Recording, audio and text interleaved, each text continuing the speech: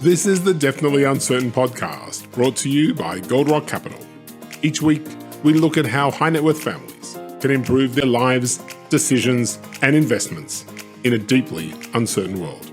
We always aim to provide practical information, even if we can't offer specific investment advice.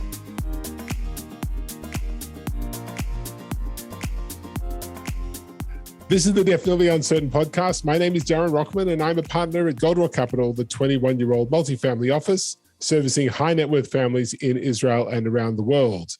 Last year, 2020, will be remembered for many things: pandemics, US elections, market crashes, and subsequent recoveries. But here in the Middle East, also for the Abraham Accords. And to talk to us about what the Abraham Accords are looking like 1 year later, I'm welcoming to the podcast Eliav Benjamin. Hi, Eliav. Hi, Darren. Good afternoon.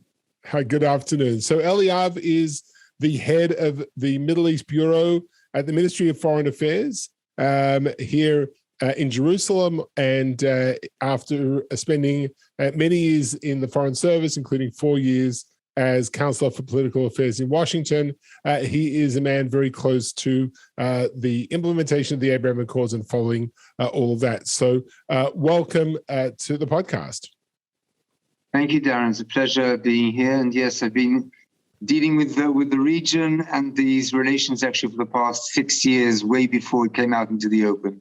Okay, so you had the backstory. So the Abraham Accords signed at the back end of last year were between Israel and separately the United Arab Emirates, I should say, Bahrain, Morocco, and Sudan. So tell me a little bit about the story from before the Accords were signed. So the truth is that the Foreign Ministry over the past 20 years has been going back and forth with the relations, especially with the countries in the Gulf and Morocco, including on the ground meetings, both in the countries and also third countries. But definitely for the past 10 years, I would say we kind of stepped up the tone and the intensity, if you want, of the relations, and even more so over the past 2 to 3 years in various aspects. And I would say that the focus was really much more in the past few years, was more in the Gulf. Morocco as well to an extent, but mainly in the Gulf, both on the economic side and business side, but also what we call public diplomacy on reaching out, especially through social networks, targeting the audiences. And I would say in this regard, kind of preparing the ground for the day that would come. And we can get into this perhaps a bit later, but looking back, it's always easier to look back and say, oh, these are the milestones that we achieved, which perhaps also signaled where the direction where we reached and where we are at today. Right. Okay. So before we get there, what has been in your mind the major achievements of these four agreements? So first and foremost, I think that the mere fact that we've changed the discourse in the Middle East, and I would say even globally. It's a change of paradigm in a way. If everybody's saying we can't do anything, Israel will not normalize relations, or countries will not normalize relations with Israel until the Israeli-Palestinian conflict is resolved. I think we turn this on its head, not with any intention of disregarding or ignoring the Palestinian issue, not at all, but understanding that the time has come that we can't carry on waiting for the Palestinians to come out to the table. And right. Everybody in the region, in particular the countries who have formalized relations with Israel, have come to the recognition that there is far more to benefit from the relations with Israel than there are at stake of not promoting the relations. Okay. So I think first and foremost, that is the big change. Right. And you mentioned before social diplomacy. How has the reaction been to the Accords, particularly on the ground in these countries and throughout the Middle East?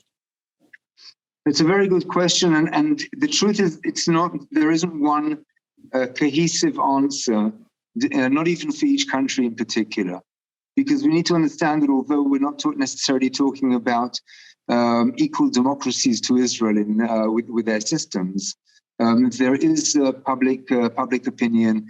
There are opposition groups, but with these countries, by and large, there is an overwhelming support, above 50%, which is a lot, especially when we look at a country like Bahrain, where 50% of the local population, or the Bahraini population, not the expats, 50% is of Shia. Right. And nonetheless, even there, it's about 50% of support. In other places, it's much higher, and it's growing over time, even within the countries and within the region, where we saw perhaps more of an opposition at the beginning and at the signing. We're seeing much more of the support a year and 3 months afterwards. So you're seeing a waning of the opposition, which is obviously great for Israel and for strengthening the Accords. Are you seeing any other negative effects over the last year as a result of these? No, I don't see any negative effects in any way, shape, or form, only positive effects in this regard. And the positive effects have also a rippling effect on both on the countries themselves, but also on other countries in the region. We're seeing a discourse that we have today with Egypt and Jordan, for instance, and even with the Palestinians, which is in a different place than it was a year ago. And a big part of it, I think we can all attribute also to the Accords and this new peace process. Right. The recent agreement between Israel and Jordan probably being a good example of that. Maybe you want to talk about that. Sure. I think this is a great example of where the potential is and how it can be reached on a regional level. When we talk about regional cooperation and the development and challenge and dealing with challenges in the Middle East, which are not the regular challenges that we normally speak about when it comes to security, but this is also strategic. When we come to talk about climate change and dealing with food security and dealing with water shortage and energy and clean energy, this is a great example of a trilateral agreement between Israel and the UAE and Jordan, with the involvement, of course, of the US, dealing with energy and water. Clean energy and water. This is something which we could only have dreamed about perhaps years ago, and now we're actually putting it into reality. Right. Each of the four agreements has proceeded differently, and obviously the nature of each of the four countries is different. What can you sort of talk a little bit in the details about how each one has played out? Sure. I'll start actually from Sudan, which is shorter, complicated, but shorter than Morocco and then UAE and Bahrain. I'll start with Sudan because it's more complicated internally there, especially now after the attempted coup, dissolvement of the civilian government, reinstatement, and we have to see where it's going. The commitment was there. We didn't actually manage to move ahead after the signing and after the agreement was reached because of internal issues there mainly. So we need to see how things develop now after the developments inside in Sudan. So we'll put that perhaps aside now. We are working with them quietly on different things, but I'm not sure that. But this isn't where we intended to be frank. But the ball is really more in their court than anybody else's. Okay. Morocco, just to clarify for the people who are watching, Morocco is not officially part of the Abraham Accords. They, and rightly so, say we were here first, which is absolutely true. It's true. So it's part of the process. By the way, the signing with them came afterwards. We're actually going to celebrate it on the 22nd of December. Yep. It'll be a year. But it is an upgrade of the relations. It's a renewal and an upgrade because it's full diplomatic relations. We've seen very senior visits that have taken place and more senior visits to come. There is a lot to be working on and that we are working on the economic front. There is a huge amount of interest from their side on cooperation in fields of energy and water and automobile industry, and also on aviation and even aerospace, which are all areas that we have, I think, things to work with them on. And of course, on the cultural side, I don't think that any of us can disregard the Jewish heritage, the Moroccan heritage, and the fact that we have between 1 million and 1.5 million Israelis who are of Moroccan descent. Having said that, both for Morocco and for Israel, we do not want to lay the foundations and base the relationship on that. The relationship goes far, far beyond. Okay. So what about the Gulf Morocco, states? Now moving on to the Gulf, and here as well we need to understand even within the Gulf, different countries, different dynamics, and different types of relationships. Bahrain, which I had the pleasure and privilege to visit quite a number of times and to get to know them over the years. One of the huge advantages that they have is the size, and in this regard, the small size, and also that they are also very well organized, also on the legal front. And I think this is also important for businesses who want to operate there. It's also a one-stop shop in many ways, and everybody knows everybody. It's right. also a great gateway to other places, including, yes, Saudi Arabia. And they don't necessarily shy away from it, but I don't want to be seen, and they don't want to be seen, and rightly so, as any type of stepping stone in this regard. But there is a huge amount of potential which is already being materialized, both in the medical sector, in the water sector. 2 agreements that have already been signed. This has been made public by Mekorot with the Electricity and Water Association of Bahrain, and also between Mekorot being Israel's national water company. Exactly, and also between Sheba Hospital and 2 very, very prominent medical facilities there. But there is fintech. I mean, there are so many areas to cooperate on. That's with Bahrain. That's with Bahrain. With UAE, much bigger, much longer story. I'm not sure we have too much time to go into everything, but I'll take your lead on this. But I do want to point out a few things. We've had, first of all, we've got the Expo. Which is a huge thing. The Israeli pavilion there, for those who haven't yet visited, I encourage and invite to visit. It's in a prominent location.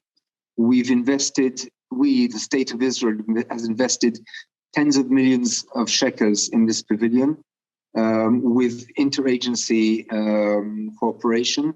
We've had to date about, I think, 9 ministers who visited the UAE since the beginning of the Expo at the beginning of October. It'll run until the end of March. And I'm saying this not just because the visits are important, but the contents that come in the visits and out of the visits are much more important, apart from the visibility of the relationships. We've signed, I think, 17 government-to-government agreements with the UAE. We've got close to 20 more that are in the pipeline. And all this is in 15 months. We've had the visit of Yair Lapid there, the inauguration there of our embassy in Abu Dhabi, our consulate general in Dubai, as he has also visited Bahrain and Morocco and inaugurated the embassies there. So we, by and large, the trajectory is hugely positive. We're talking about in trade volume, 15 months, just take this, I'm saying this again, 15 months, we're already at $2 billion of trade. $2 billion of trade. $2 billion, more or less, give or take. We're talking about investments. The most famous one is Mubadala, which acquired Delec's share in, I think it was Tamar. Tamar, yes. At 1.1 or 1.2 billion. And over about 300,000 Israelis who visited there over the past year. It's quite phenomenal, actually. So with all of that, how do you measure? Well, let's talk about something slightly different. I'm going to cut that question. So with all of that, in which direction is the trade flowing? Are we seeing Israel exporting to the United Arab Emirates, or is it coming the other way? And what types of goods and services are we seeing along that export route? Okay, it's a very good question, Darren, and the truth is it's more or less equal. Within the sum that I mentioned, to be fair, a lot of it is actually diamonds. Okay. Which did happen also before. There was a very good cooperation going on between the Israeli Diamond Exchange and the Dubai Diamond Exchange, and cooperation to the level of even assisting in some way, shape, or form, and actually forming the Diamond Exchange there. Mm-hmm. But other than that, it's in also on logistics. Jebel Ali Port is a huge hub for the region and towards Asia, which cuts a lot of costs for Israeli companies and allows opportunities for re-export, repackaging, mm-hmm. and re-export, which is also important. And then, of course, there's the whole area, the whole world, if you want, of high tech, which is a huge term, as we all know, which is in different sectors. I mean, even agriculture, areas that we're dealing with them, some of them, yes, is low tech, but a lot of it is also the high end of cooperation. We're seeing investments in Israeli companies, and we're seeing Israeli companies both in the agricultural sector, but also in the high tech, and also VCs that are opening shop in Abu Dhabi and Dubai mainly. Understanding that they have to have presence on the ground, and of course there's also the tourism, which is interesting because we're seeing Israeli hotels that are looking at not only at getting Emirati investments here, but actually opening something and operating things in the UAE. In the UAE, okay. Now anybody that's visited the UAE has come back. Well, I'll say that question again. There's been a lot of excitement by people who've gone to visit, and obviously Expo's been a big attraction. And I think overall in Israel, the feeling that this has been a game changer has been palpable. Is it viewed in the same way from the other side? Do decision makers and business people on the other side of the table have the same level of optimism and excitement that you have and that we've seen generally throughout Israel? The answer, in large, is yes. I'll put a but to it. And the but is, if the first year can be defined or described as a honeymoon, like any relationship, I think we're now in at the stage of, okay, reality has sunk in. All kinds of business opportunities that people tried to promote, kind of let's put it this way, the serious ones are there. Right. And it's just natural. Look, I spent 4 years in the past in Shanghai, and I see similarities in this regard, where everybody wants a piece of the pie at the beginning, but then they understand that it involves investment of time, investment of resources, investment of money, and it's a strategic decision to work with the UAE. It's not just another market or another partner. You have to build the relationships. It's a long-term thing, and it goes also vice versa. There is a huge level, and still is, and I think and it's our job also to make sure that it continues. Ours on a government level, but I think also family offices, private sector. And everybody else to make sure that it continues the level of enthusiasm by showing the potential, but beyond just the potential of the fruits of this relationship, the economic side and the economic element in the relationship is hugely it's central nearly to the relationship to both countries. And it's important not just to show the fruits of it at the end of the quarter for the companies, but for the people on the ground to actually be able to benefit from it. This is important. And are we seeing any sort of common mistakes that Israelis are making as they're approaching doing business, particularly with the UAE? Should I start with, I know everything, and let's make a deal? Isn't that in our national DNA? Oh, absolutely. Let's put it this way. Israelis who want to operate there should do their homework, first and foremost. And Israelis who want to operate there should understand that it's first and foremost about building a relationship and building trust. And then comes the business. So I think I answered in a different way, but I think you get the gist. Okay, very good. So if you now, we're a year in, and obviously it's been so far from everything you've described as huge success.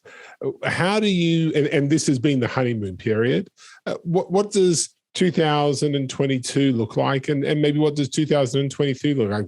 What are we going to see? More Shebas? Are we going to see more Delek drilling type transactions? Are we going to see more deals like Israel Aerospace that have got into security and technology cooperation? Are we going to see more of this, or are you expecting other things? So Hanukkah time is normally a time, we talk about miracles. So the miracle happened in a way 15 months ago, but we're still kind of living off it in a way. But it's not just a miracle, and it really is a time to look at the past year and the year to come, and perhaps also 2023. We are actually working in quite a phenomenal way on the governmental level as an interagency joint effort to look at this, which is something which we haven't always known to do in the past, which we're happy to lead as the foreign ministry, getting all the government agencies and ministries on board to build the roadmap together. And we're building it actually together with the Emiratis on all levels, on strategic and security, on culture, but yes, absolutely so much on business and economy. And as I said earlier, if the first year was the year of the honeymoon, huge expectations. So on the one hand, the huge expectations are still there, but I think reality is also kind of sinking in on both sides, understanding, where we are. I think it's on all of us to make sure that the momentum continues. The UAE is not just another country. It's not just another market. It's not just another partner. It's much more than that. And it's on all of us to make sure that we continue this. And a big part of it is seeing how we can make this cooperation really happen. It's not just making a business transaction of me selling or them buying or the other way around. It's not necessarily what they're interested in. It's true that they talk about, and I like this term, you're the startup nation, we're the scale-up nation. Let's work together. But it's in a way goes far beyond, and the agreement and the project that we have, the trilat with Jordan and with Masdar, is a prime example for this. These are things that we're looking at because this is also, it goes beyond just the two countries. It's a message to the region and beyond the message, because I do believe that it has real impact. But the way to go about this is to find the right niche technologies, niche companies, and sometimes the wholesale solution to work with our Emirati counterparts on. Interesting. You mentioned before Bahrain and obviously the relationship there with Saudi. Are we, as the foreign ministry, working on expanding the Abraham Accords? Are there possibilities? Are we likely to see the new changes or new agreements over the coming few years? No. As we've been working over the past 20 years on developing these relations. Oh, well, we didn't notice. We all thought this happened overnight out of nowhere, right? Exactly. By the way, this is one of the big differences, and I think one of the huge good things that these agreements showed, that we built it in a way as a bottom-up approach. We built the foundations. And this is what we're actually working on, I would say, with nearly every country in what we call the MENA region, Middle East and North Africa. Working on the foundations, working on building things. I'm going to disappoint you, and I will not say, who's the next one in line. Okay. But not just because of the audience. I didn't expect this was going to be the place where that was announced, but that's okay. Right. But I will say that at the end of the day, it depends on the countries themselves. And each country has its own dynamics, its own considerations, and its own timing. But we are working on everything. But it is important for us to be able to show the success stories and the success of the relationships and the benefit of the relationships with the countries that we have already formed relations with, because this, we believe, will also bring others on board. Right. Well, there's one name that we didn't mention so far on the podcast, and I'm not going to allow episode to end without it, which is Iran, which obviously sits on the other side of the ledger when you think about these agreements and the dynamic that's allowed it. Has the ongoing difficulty and the attempt once again by Europe and the United States to enter into an agreement with Iran, is that still an important factor in the relationship that we have with the countries, particularly in the Gulf? And you know, how does that dynamic look as we look into next year and beyond? So I think with all these countries, and especially, you know, the countries with whom we have formalized these relations, I think we see eye to eye on the dangers and the threats that come from Iran. I'd say there's no daylight on the way that we see the threats. It is true that each of us put a focus on different elements of the threats. For them, Iran is a direct neighbor. Yes. So the nuclear issue goes over their head in a way. They're much more concerned, if you want, of direct missiles, direct intervention in what goes on in their countries and so on. But the threat is there. We talk to them about everything. We talk to the Americans about everything. And we're all concerned of where Iran is going and how Iran is playing with the world in this regard. Apropos the resumption of the talks, we'll have to see how it plays out. But there is definitely a level of cooperation, and I would dare say that that's also part of the incentive of all of us to enter into these relationships, amongst other things that we talk about both regionally and bilaterally, of course. Okay, well, Eliav Benjamin from the Ministry of Foreign Affairs of Israel in Jerusalem, thank you very, very much for that overview a year on into the Abraham Accords and, of course, into the agreement with Morocco, which is not part of the Abraham Accords, something that we all should remember. So thanks very, very much indeed. Thank you, Darren. Okay, and everybody, thanks for watching, and look out for more episodes of the Definitely Uncertain podcast coming soon your way. Thank you very much again. Bye-bye.